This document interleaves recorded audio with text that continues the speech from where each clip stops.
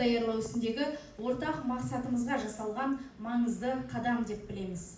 Ендігі кезекте семинарымызда қорытындылау үшін сөз кезегі Сыздықова Жанна Құрмантайқызына беріледі. Тың жұмыстар. Өйткені көпшілігіңізде оқу өндірістік комбинаты жоқ, сондықтан одан бейхабар кісілер де отыр осы жерде. Мен оны сіздердің көздеріңізден де, бағана жүрген әсерлеріңізде байқап жатырмын. Сондықтан сол кісілердің бірінші ұсыныстарын, пікірлерін, тілектерін кері байланыс жасап алайық. Өйткені қаншама әріптестеріңіз неше күн бойы дайындалып, бүгінгі семинарға жұмыс көрсетіп жатыр. Оңай дүние емес. Сондықтан әдіскерлер келіп отыр, орынбасарлар келіп отыр. Дәл осындай оқу өндірістік комбинаты бар, мектептен келіп отыр әріптестер.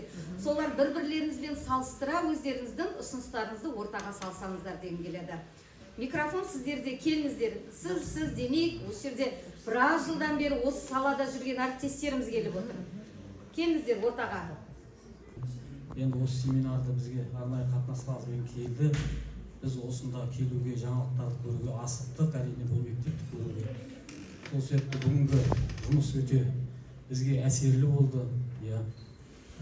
Жаңағы осы мектептің жалпы дирекциясына қызмет көрсеткен, жұмыс көрсеткен ұстаздарға, оның артында тұрған оқушыларға, ол оқушылар дайындап жүрген ата-аналарға, жаңа келіп жатқан қонақ болып кәсіпкерлерге мен өте ризашылығымды білдіремін.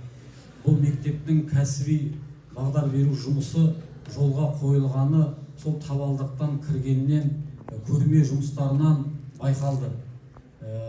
Ұстаздардың жұмысына сабақ уақытында біз жаңағы курстарға қатысқан уақытта да мен байқадым. Тіпті оқушылармен өзім де жаңағы байланысқа түсіп, жасанды интеллектіні сабақта қолдануда ChatGPT, тіпті ChatGPT-ден Gemini'дің басымдылығын байқадым.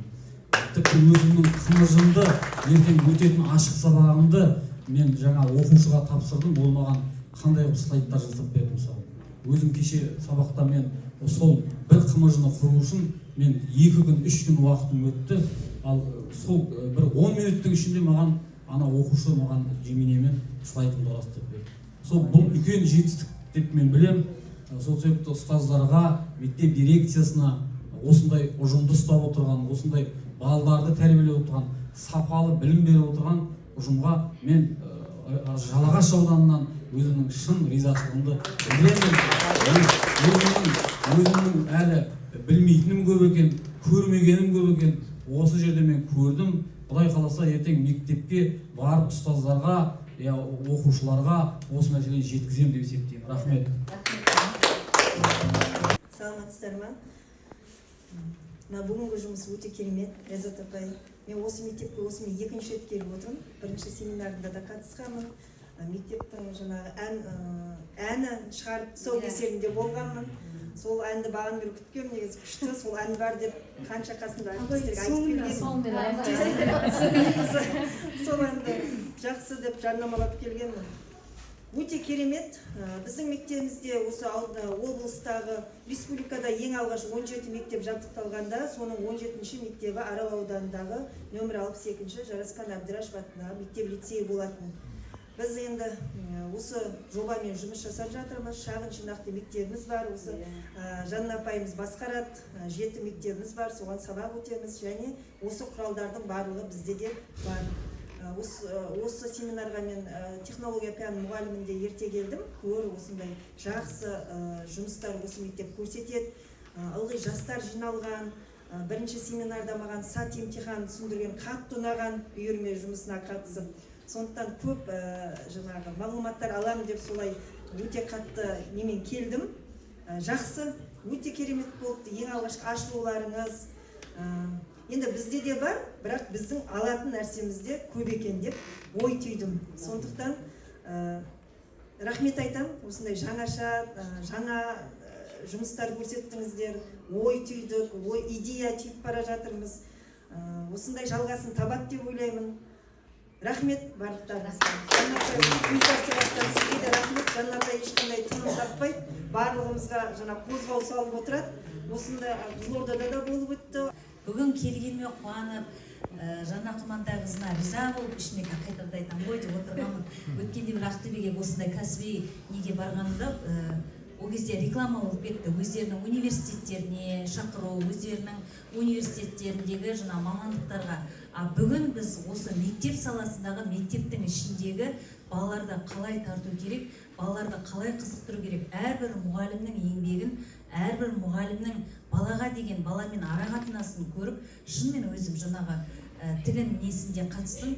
Өзім де бір дизайнерлікті жақсы көремін, киімдерді, әдемі киімдерді киіп алып жүрген. Сондықтан сол мұғалімнің оқушымен қатынасы, оқушыға үйретуі рахмет айтам. Және жаңағы орындарыңыздан тұрып қойыңыздар естіп айтқан кезде. Рахмет. Одан кейін жаңағы TEDx-ті бастаған ағылшын тілі пәнінің мұғалімі баланың ашылуын, баланың жаңағы сөйлеу дағдысын, халық алдында, ел алдында балалардың сөйлеуін қалыптастыруда ол TEDx-тің үлкен жаңағы несі бар. Оның ішінде жаңағы жасанды интеллекттің бізге қажеттілігі туралы.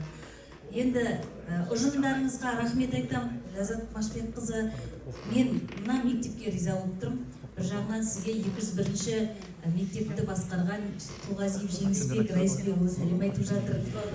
Қызылордадан сол кісінің келіншегімін.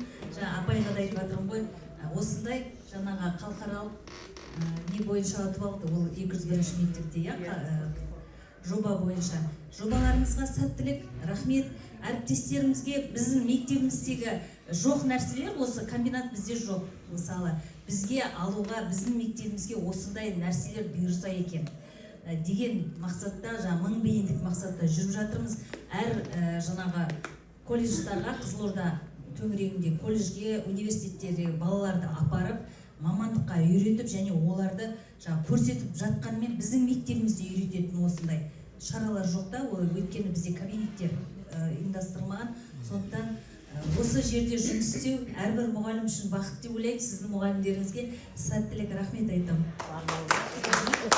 Нөмір 239-ші орта мектептің бейінді бағдар орынбасары боламын. Яғни ол Кеңес ауылында орналасқан, осы жерде, осы аймақта.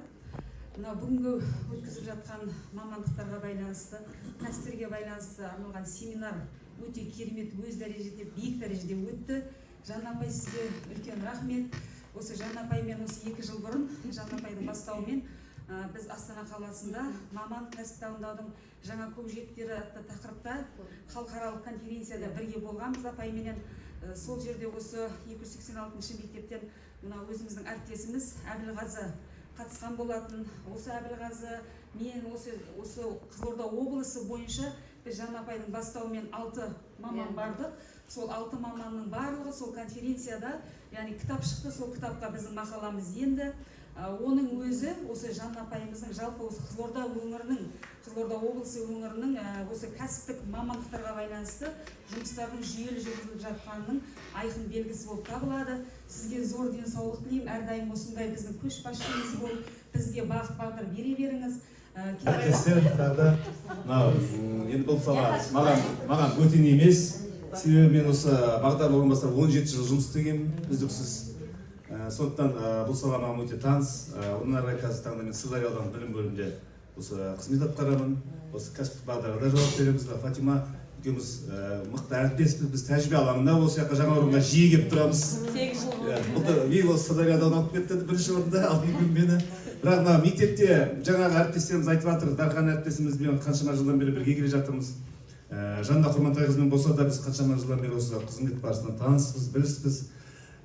Мынау жаңа жақсы айтты, мектепке кіргеннен бастап мектепте бір жинақылықтың барлығы, бір тәртіптің барлығы кіргеннен белгіленеді. Негізі кездегі көп жерлерге барып жүрміз ғой. Қазақстан түкпір-түкпірінде болдық. Ол мектептің табалдырығынан біледі, осы мектептің қандай екені. Біз сол кіргеннен бастап бір аурасы басқа, бірден белгілі болып тұр. Сосын әрі қарай жаңағы қаншама нәрселерді көру барысында шынымен де мен біраз нәрселерді ой түйдім. Былтыр ұмытпасам осы 25-те Жалғаш ауданында өткізген болатын, 123 мектепте осы Дархан әріптестеріміз бастаған. Енді осының жалғасы болып жатыр. Құдай қаласа, жаңа жақсы айттыңыз бағана, осы жаңа қазіргі еңбек нарығындағы оқу өндірістік комбинат қызметінің өзектілігі ғой тақырыптың негізі. Атауы солай ұмытпасам. Енді өткенде біздерде де комитеттер ашылып жатыр, осыған байланысты алдағы уақытта осындай кең ауқымда осындай семинарлар өткізуді жоспарлап жатырмыз. Мынау бүгінгі семинар өте керемет ұнады. Енді келген кісілердің барлығы жақсы нәрселерді түйді деп ойлаймын, өздеріне бір жақсы аудандарына, мектептеріне көп нәрсені алып бара жатыр деп ойлаймын. Мысалы өзім жағымен қатысқан авто жүргізуші цифрлық сабақ деген ұмытпасам Тастанбек Құдабай. Өте сабағы өте ұнады. Мына жақта жігіт отыр екен, бұл шамалы дағысыңызда да болады. Сабақты бұл негізгі сабақ емес, көркем еңбек пәнінің өзі мұғалім екен, бірақ ана балалармен жұмыс істеу барысында балалардың түсінікті, қарапайым, сосын балаларда ешқандай асу жоқ, кәдімгі бір сауатты жүргізушілер сияқты сабаққа белсене араласып, өте жақсы жауап берді. Сабақ өте жақсы ұнады. Бұл сіздерге үлкен рахмет айттым мен осы мектеп басшылығына, осындай мектеп ұжымына, осындай бір мектептің ұжымынан қандай екені, балалардың жүрген жүрістерінің өзі бізге енді сырт көз сыншы, соның бәрін бақылап отырдым. Мектеп бұндай көп нәрселерді уже тәжірибе жинақтаған мектеп екенін көріп тұр. Ұжымда, басшылыққа үлкен рахмет, орынбасарларыңызға, өзіңізге және біздің әріптесім Фатима үлкен рахмет айтамын. Осындай жақсы жаңалықтардың жарысып жүре беріңіздер. Жаңақорған бұл келмей жүрген жеріміз, және мынау жаңа жүзімен қайта осы айттым. Ханзада.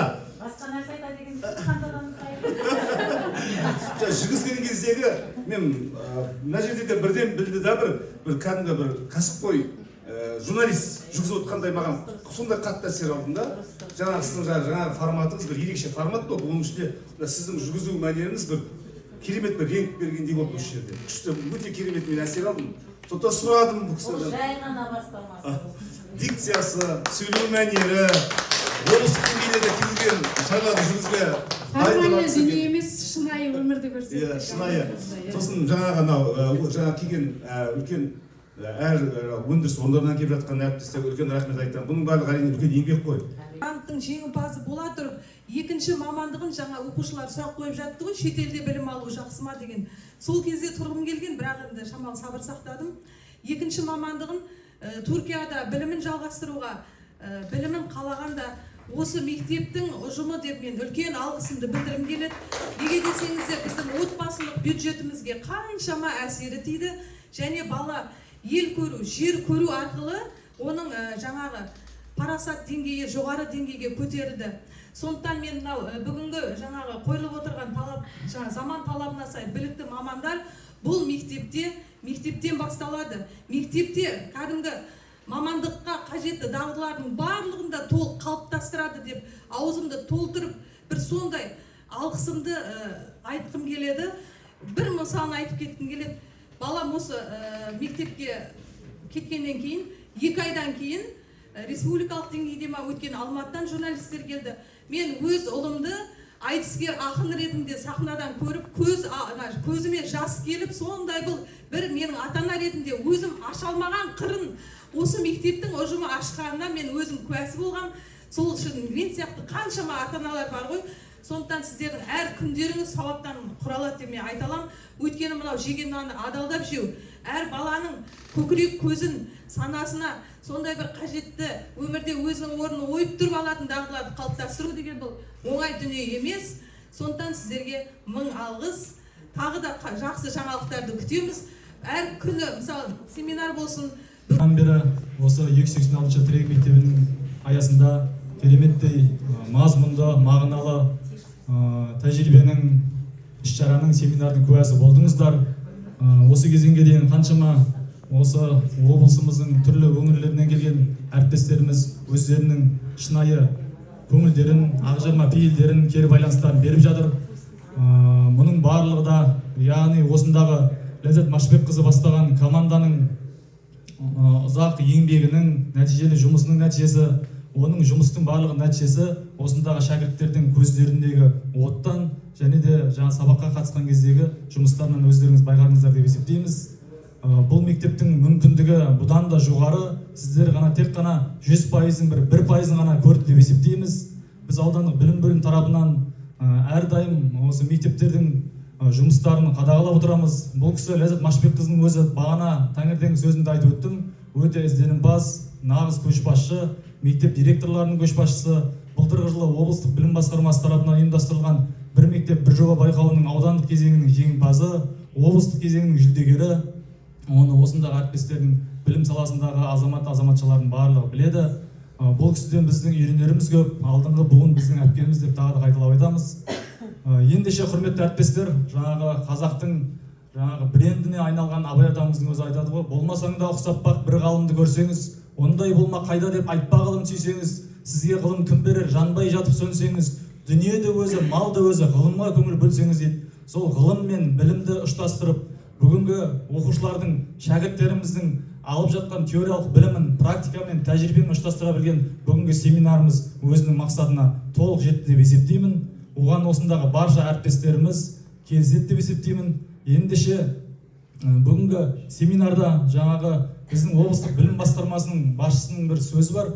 Уақытында берілмеген марапат, уақытында бағаланбаған еңбек ол жазамен тең дейді. Сол себептен де бүгінгі облыстық оқу орталығы тарапынан Жанна Құрмантайқызы өкіл болып келіп отыр. Аудандық білім бөлім басшысы облысқа іссапарға кеткендіктен өкіл ретінде мені жіберіп отыр. Енді білім бөлімінің тарапынан да арнайы бүгінгі іс-шараға еңбегі сіңген, таңнан кешке дейін қызмет жасаған тік тұрып әріптестерімізге, өзінің шығармашылығын, ізденісін, шәкіртпен жасаған жұмысын көрсеткен әріптестерімізге бөлім тарапынан да арнайы біздің құрметтеріміз бар, марапаттарымыз бар, соны тапсыруға рұқсат етіңіздер. Мынау бүгінгі семинардың тақырыбы аясында өндірістік оқу комбинатына арнайы бөлім басшысының тарапынан бөлімнің есебінен 300 мыңдық сертификат бар. Керекті бағасын жаңғыртуға.